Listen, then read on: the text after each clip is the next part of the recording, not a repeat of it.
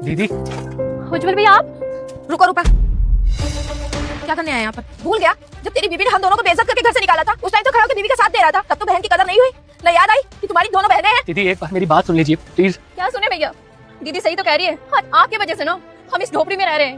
अरे मजाक उड़ाने आए हो क्या हमारा आप? अरे भाभी ने इतनी बेइज्जती की हमारी, हमें घर से निकाल दिया, लेकिन आपने कुछ भी नहीं कहा, ये भी नहीं सोचा कि आपकी दो बहनें कहाँ जाएंगी, कैसे रहेंगी, क्या करेंगी। आप हाथ पे हाथ धरी ना बैठे रहे, कुछ भी नहीं किया, और आज आप यहाँ पे आए हो।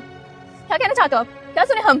आज तेरी वजह से इस हालात में हमें जीना पड़ रहा है। देख रहा है हमारी हालत? हाँ, अरे वो दिन भूल गया तू? पेट काट कर हमने तुझे पाला, कभी भी ये एहसास नहीं होना दिया कि माँ बाबू जी साथ नहीं है। पर तूने क्या किया हमारे साथ में? ये हालत में लाके हमें खड़ा कर दिया, हमारा सहारा बनने की जगह हमें बेसहारा कर दिया। एक बार भी हमारे बारे में नहीं सोचा।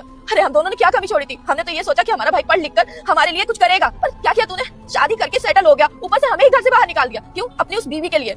हमने तो पहले ही बताया था तुझे उसकी असलियत, पर तूने एक बार भी हमारी बात पे ध्यान नहीं दिया। तुझे लगा हम दोनों झूठ बोल रहे हैं।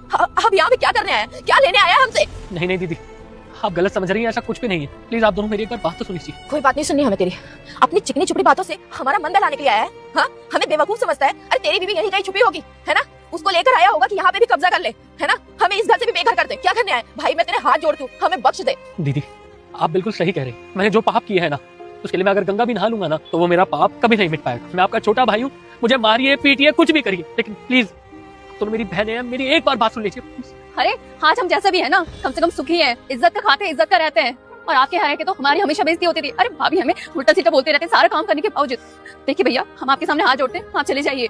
हम यहाँ पे जैसे भी है ना, बहुत खुशी से हैं, खा पी रहे हैं, अपना कर रहे हैं, अपना रह रहे हैं। तुझे पता है माँ के अंतिम समय में ना, माँ ने मुझसे एक वादा लिया था। उन्होंने बोला था कि ये लाडला है, एक ही बच्चा है मेरा, उसको ना पाल पोस के बड़ा करना, पढ़ाना लिखाना, इस काबिल बनाना कि वो आगे चल के तेरा सहारा बन सके, तुम दोनों का देख सके, तुम दोनों की शादी कर सके। फिर मुझे नहीं पता था भाई कि तू इतना खुदगर्ज निकलेगा। हाँ, कैसे कैसे करके हमने पैसे जोड़े, मजदूरी करी सिर्फ तेरे लिए कि तू अच्छे स्कूल में जा सके, पढ़े लिखे, कुछ अच्छा करे, जिससे हमारे भी दिन सुधरे। जब तू पढ़ लिख कर अफसर बन गया तो तू इतना खुदगर्ज हो गया कि अपने घर से अपने घर की लक्ष्मियों को ही बाहर निकाल दिया।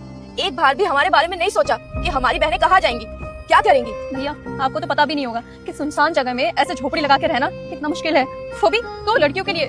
पता नहीं यहाँ पे कैसे कैसे लोग आते हैं। लोग यहाँ पे दारू पी के आते हैं, गंदी निगाहें रखते हैं हमारे ऊपर कि यहाँ पे अकेली रहती है, कहाँ ही जाएगी।